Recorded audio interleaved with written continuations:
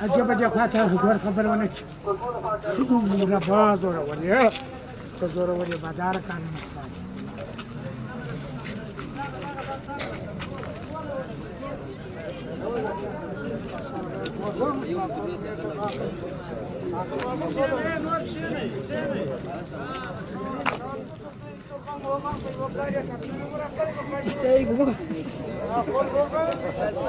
بسم الله الرحمن الرحيم.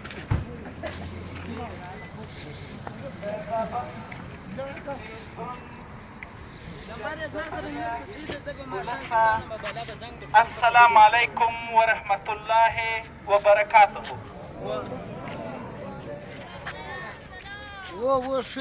دوستانو، د زابل او د هلمند کیسه یوه کیسه ده.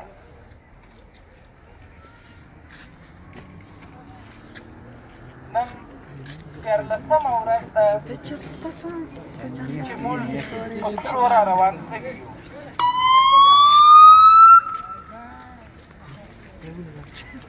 ولې را روان شوي؟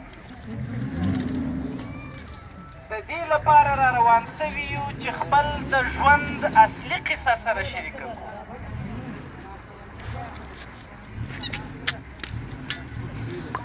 د حمل په 3مه نېټه یوه چاودنه وشوه.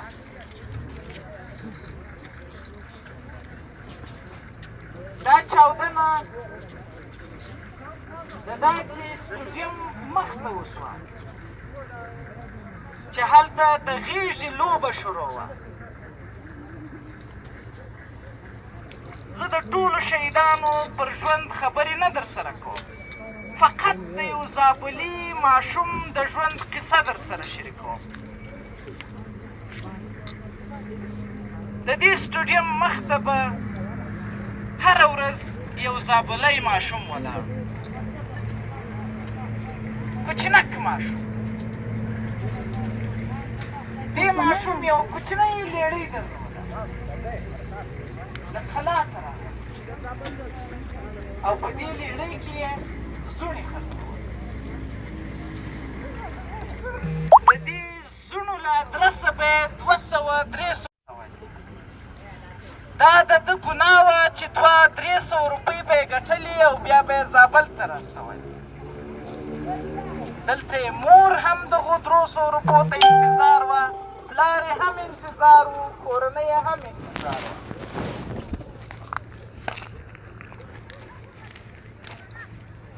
د غېږې لوبه شروع شوه. غېږه خو موږ تاسې ټول پېژنو. یو څوک راغی، چاودنه یې وکړه. دا هغه ماشوم چې زموږ دغه ملګري چې دا دلته ناست دي او هلته ناست دي، دې ټولو ته به وویل چې دا ماشوم د شفقت وړ دی، دا له زابله راغلی دی، دا دومره غیرتي ماشوم دی چې ټوله کورنۍ چلوي، خپله مور چلوي، خپله خور چلوي، خپل پلار چلوي. نو پر ده شفقت پکار دی. که زوڼو ته مو ضرورت هم نه وي، ځینې رایې نیسئ. ټولو ملګرو همداسې کول.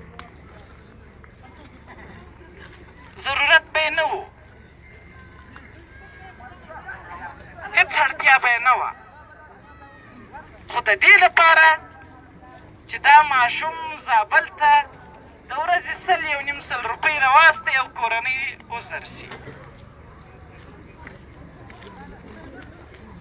دا ځانمرګی راغی، د دې ماشوم په 3 مترۍ کې چاودنه ورکړه ځان ته. ماشوم ورک سو، تر اوسه ورک دی. فقط 3مه ورځ موږ په خیمه کې ناست یو. یو ماشوم کوچنۍ زامه نیولې ده، کوچني کوچني غاښونه پکې، واړه واړه غاښونه. دا رازغلی وای، دا د کوچني ژامه ده. موږ فکر کوو چې دا به د همغه زابلي ماشوم ژامه وي. نور خو یې کورنۍ پسې راغله، پلار یې پسې راغی، مور یې پسې راغله چې ونه ښه ایسي. دا وطن په دومره بد وضعیت کې دی چې خپل مړی نشي پیدا کولی فقط نشه یې غواړي خو نشه یې پیدا نه کړی شو دا زما او ستا د ژوند اصلي قصه ده همدې قصې را ولاړ کړه زغم نور خلاص شو او ومو ویل چې نور به امن راځي په دې خاوره کې نور به صلح راولو دې خاورې ته او نور تر هغو کور ته نه ځو چې صلح مو نه وي راوستي الله اکبر الله اکبر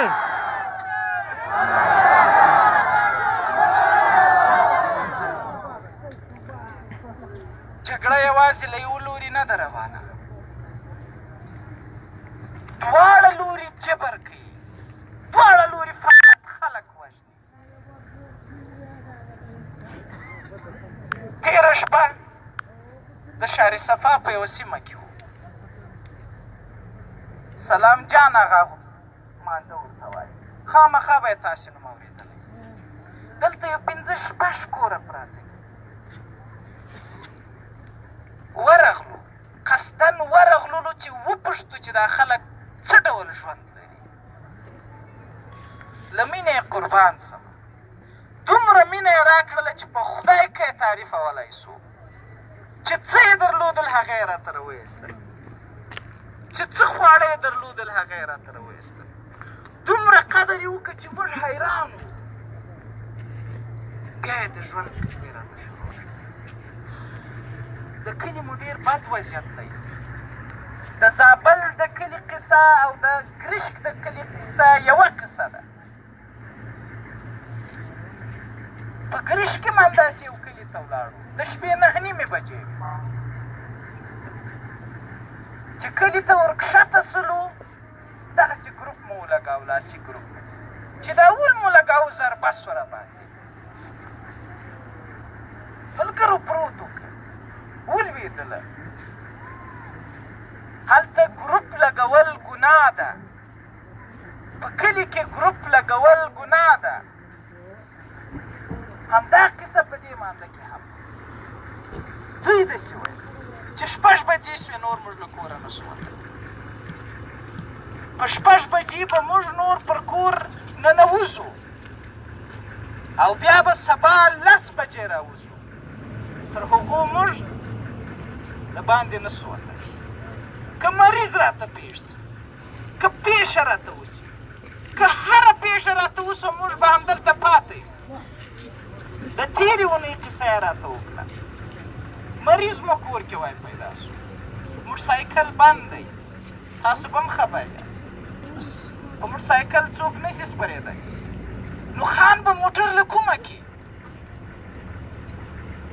غریب به موټر له کومه کي موټران خو ټول له خانانو سره دي خو د غریب خو هماغه یو موټرسایکل اسره ده په هماغه موټرسایکل ژوند تېر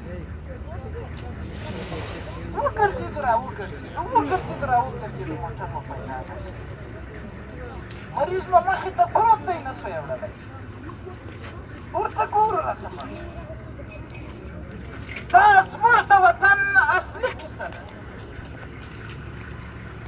دلته مو ورته دلته دوی ویل چې برقونه ځو په موږ په ضربه کې او موږ به ټول وژل یو ماشوم کې وژل او دې ورته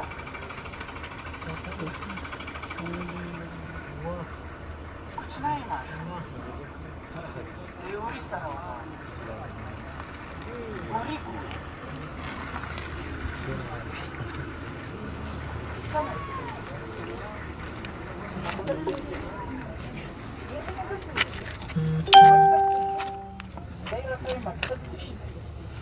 مکتب یې نه پېژانده په 21مه پېړۍ کې زما په کلي کې مکتب څوک نه پېژني ورته ویل مدرسې ته ځې مدرسه یې هم نه پېژنده په 21مه پېړۍ کې زما په کلي کې دومره تور تم دی چې نه څوک برق لګولی سي نه څوک مکتب پېژني ولې دا حالت رامنځته سوی دی ولې دا وضعیت رامنځته سوی دی ولې یوازې زموږ کلي بده ورځ لري؟ ولې لري؟ جنګ دی. زموږ د جنګ زموږ د ولس ټولې پیسې په جنګ مصرفېږي. د روژه ماتې مخکې له دغه شش کاله خواته ستړي شولو، سخت ستړي شولو، ټول ملګري پرېوتلو، له پوستې سره نږدې پرېوتلو، یو وارې ټکان شولو. یوه مرمۍ په شپېته افغان او زما کلیوال د شپې ډوډۍ په خدای که درلوده، د شپې غوړه ډوډۍ نه درلوده، له شلومبو سره یې ګزاره کوله په دې روژه. نورې اسانتیاوې خو پرېږده. چې ومو پوښتل حکیمي صاحب هم راورسېد. حکیمي صاحب شته؟ چې ومو پوښتل ضربه یې کړله. نو لږ تر لږه 5 مرمۍ خو یې ضایع کړې. 5 مرمۍ 300 افغانۍ دي. 300 افغانۍ باندې زما یوه کورنۍ ټوله ورځ تېرولی شي. خو 300 مرمۍ په څه شي ضایع کړې؟ په ساعتېري یې ضایع کړې. زموږ په وطن کې په ټوپکو ساعتېري روانه ده. ولې روانه ده؟ دا مرمۍ زما په وینه رانیول سوې ده. د همدغې مرمۍ په رانیونه زه غریب سوی یم. زما څخه مالیه ټوله سوې ده. زما په سر سودا سوې ده. ولې بې ځایه ده؟ دا زموږ د ژوند اصلي کیسه ده.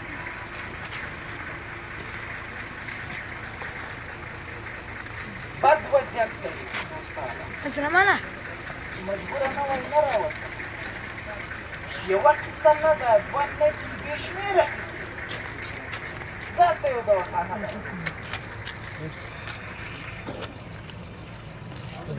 داسې یو سپین ږیری کاکا راغی. سپین ږیری کاکا راغی، راته ویې ویل چې یو کریم راته چې د سترګې شاوخوا په غوړه کړمه چې جوړه. ما کریم راواخیست. صدیقه ګوره چې سترګې ته داخله ده. که سترګې ته داخله شوله سترګې دې خندا وکړه. کاشکې سترګه وای، کاشکې سترګه وای. خلک سیلې فقط معمول غواړي. چې ومې پوښتل لاندې یې لاس ونیو. نجلۍ ناسته وه، پېغله نجلۍ. په یوه سترګه یې راکتل او زر ګیلې یې له موږ څخه کولې، له موږ نارینهو څخه، چې ستاسو له لاسه موږ در بدروي. کیسه یې شروع کړه. وایي توغندی راغی، په خلکو په کور کې ولګېده. د توغندي پارچه راغله زما د لور په سترګه کې ننوته. سترګه یې وچاودله او اوس له ایمرجنسۍ نه راووتل. نو اوس تاسو فکر که دغه نجلۍ زموږ خور اوسي یا زموږ لور اوسي، زموږ به کوم وضعیت وي؟ فقط 10 ثانیې فکر. د دې نجلۍ به آینده څه ډول شي؟ آیا دا به ژوند ولري؟ خو په هېڅ صورت کې نه شي. بیا زموږ په ټولنه کې خو چې مازې یې پزه کږه یې څوک یې نه غواړي او چې سترګه یې نه وي وینې به یې په رسي. ولې دا وضعیت رامنځته دی؟ جنګ دی. توپیر یې نشته پر دې جنګیالیو، فقط خلک وژني. دغه سړی ظهور احمد سترګې یې نشته، ورته وګوره.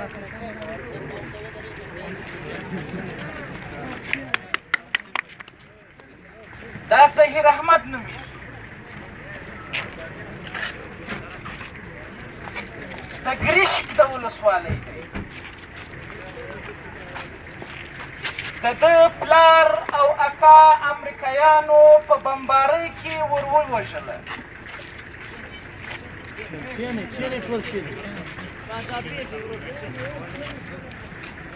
دوستانو که کښېنئ دا کیسه درته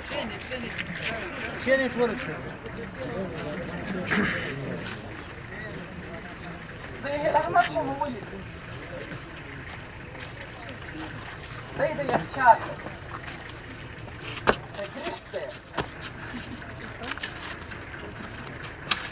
پلار یې په کرونده کې اخته و کرونده یې کوله دا یې جرم و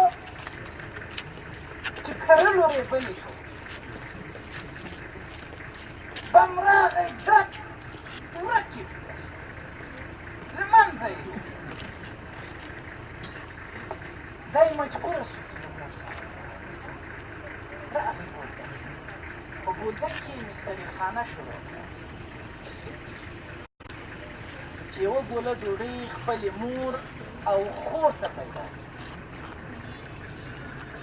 په اووه کلنۍ کې دا پېښ شو. 10 کاله وروسته مور ورته ویل چې دا خور دې بوځه هرات ته د ماما کره چې یو څو ورځې د ماما کور ته کښېنه. د ماما کور خو د مینې کور دی، د محبت کور دی، د امید کور دی. خپله خور یې له لاسه ونیوه، په موټر کې سپور، په خوشحالۍ روان دی د ماما کره. ډالۍ یې ځان سره اخیستې، تحفې یې ځان سره اخیستې، مورکۍ یې یو غوټه ورته جوړه کړې. له کندهاره بېغمه تېر شو. ژړۍ ته چې ورسېدله درب سو مین په وتاړه. په خور یې اور بل سو، وسوځېدله. دا د دې وطن د انسانانو سرنوشت دی. وسوځېدله او پارچې راغلې د ده په سترګو کې ننوتې، هندارې د ده په سترګو کې ننوتې.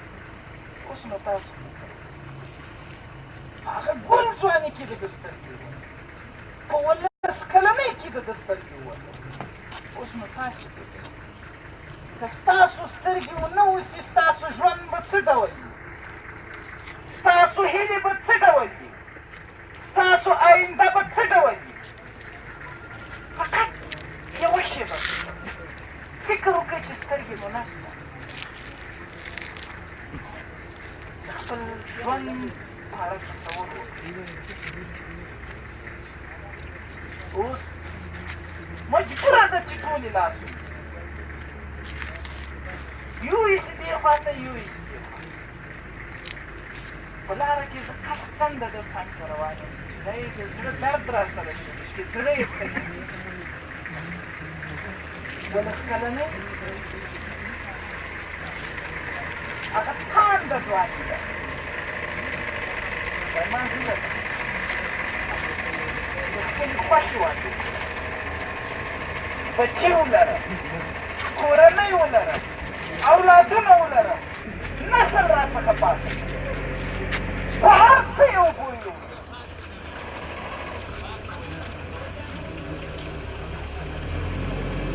ګناه څه وه؟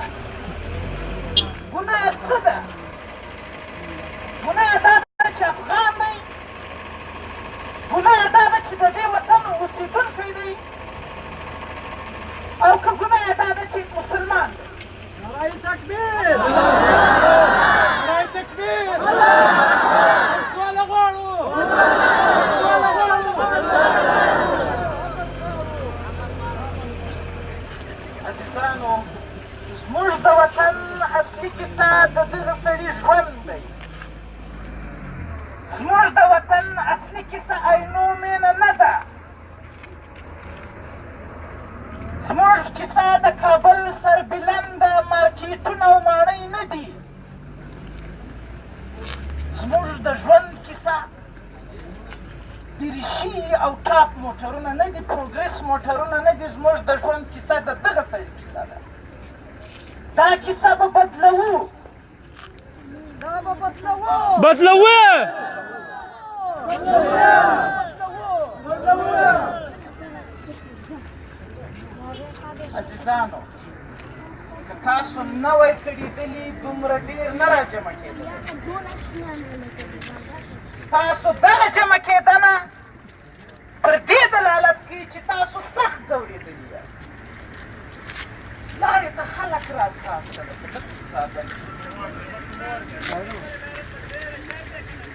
خلک راځغاستل په امید راځغاستل چې تاسو ما آواز ورسوئ دلته نږدې یو کلی سړي ویل وایي 2 شپې مې انتظار کړی چې تاسو ورسېږئ فقط دا زما غږ ورسوئ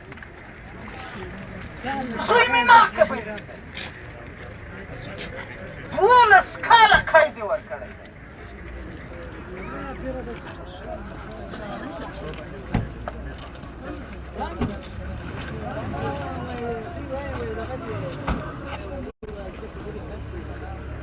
فقط ګناه مې دا ده چې زه بزګر یم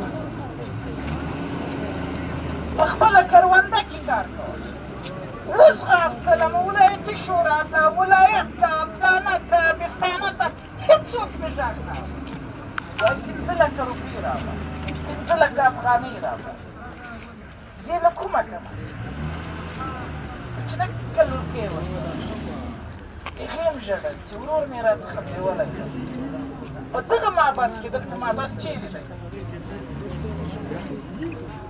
دلته محبس چیرې دی په دغه محبس کې به خدای به کوي تاسو به دغه زما اواز نسئ ولې داسې ګلګل مېرې ده نور نه منو دا ګلګل مېرې نه منو ملا یې راته لوڅه کړه تخمې وه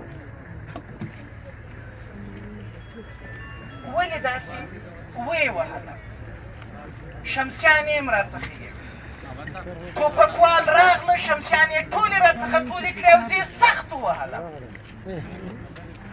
زوی مې ورک دی ځم دربدره ای غریبي ته مو وای نه پرېږدي نور ماڼۍ نه غواړو پروګرس موټران نه غواړو پراډو موټران نه غواړو فقط غریبي کوو غریبي ته مو نه پرېږدي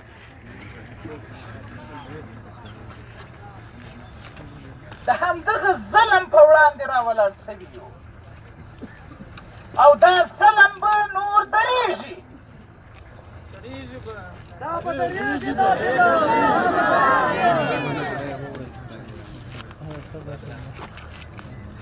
د ثور په 19مه نېټه په هلمند کې ټول مشران راټول شول ټول علما راټول شول فقط 4 خبرې د جنګ غاړو ته وکړې فقط 4 خبرې ټولو جنګیالیو ته هم دولت ته هم طالبانو ته هم نړیوالې ټولنې ته هم ملګرو ملتونو ته لومړۍ خبره یې دا ورته وکړه چې د روژې مبارکې په میاشت کې د رحمتونو میاشت ده د اطاعتونو میاشت ده د عبادتونو میاشت ده اوربند وکړي جنګ بس کړي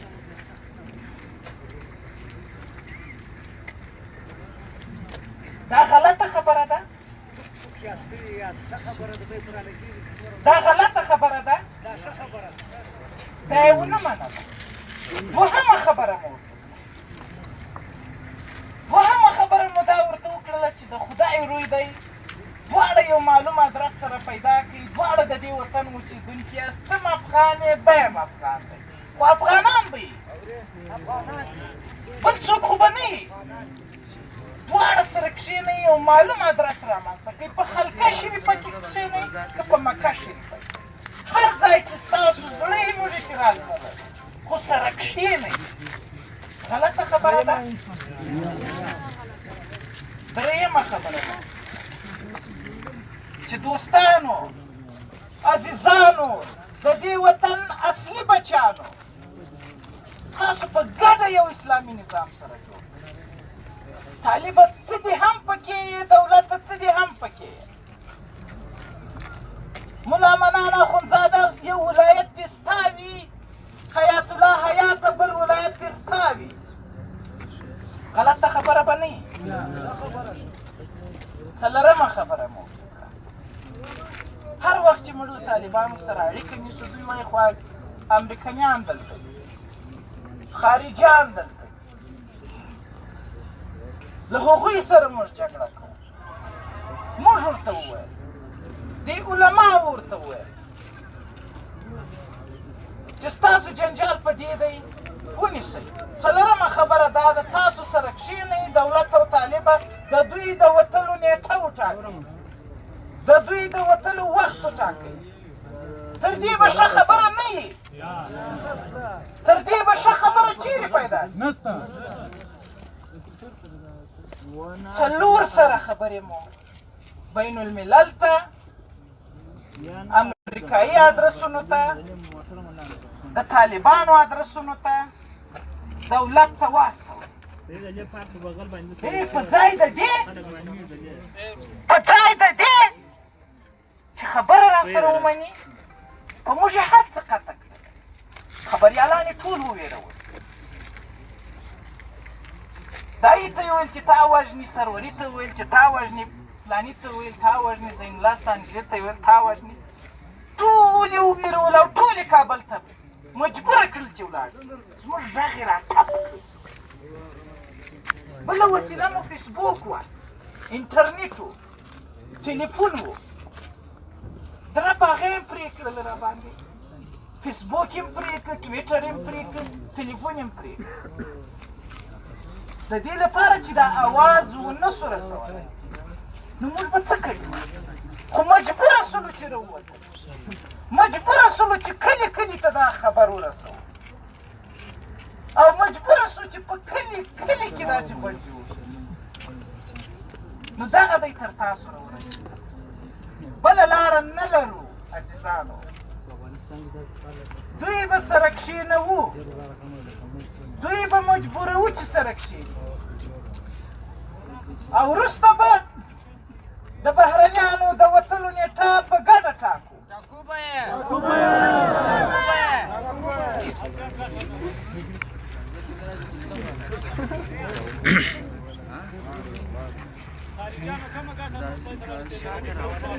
هېڅ ګټه یې نه ده رارسېدلې.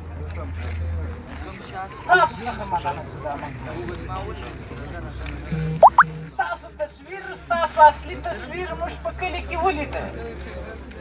د زابل تصویر او د هلمند تصویر ذره فرق نه لري، یوه ذره فرق نه لري. اخرینه درجه غریبان یې ګرځولي دي، دوی پرې باداري کوي. دا به نور کور مو ودان، خدای مو وساته، خدای دې امن راوړي. موږ نه درېږو، کور ته ژوندي نه ځو. کورنۍ ته مو ویلي چې امن را نه سي، موږ نه کښېنو. موږ ټولو خپلې وظیفې پرېښي. دا چې څه را روان شوي یو، دې ټولو ښه وظیفې درلودې، ښه ژوند یې درلوده، خو دا زغم یې نور نه درلود. نو موږ یا به وژل کېږو په دې لاره کې، او یا به امن راځي. وروستۍ خبره همدا ده، را سره بدرګه کوي چې امن به راځي، امن به راځي، راځي به، امن به راځي، راځي به، امن به راځي، امن به راولو، امن به راولو، امن به راولو.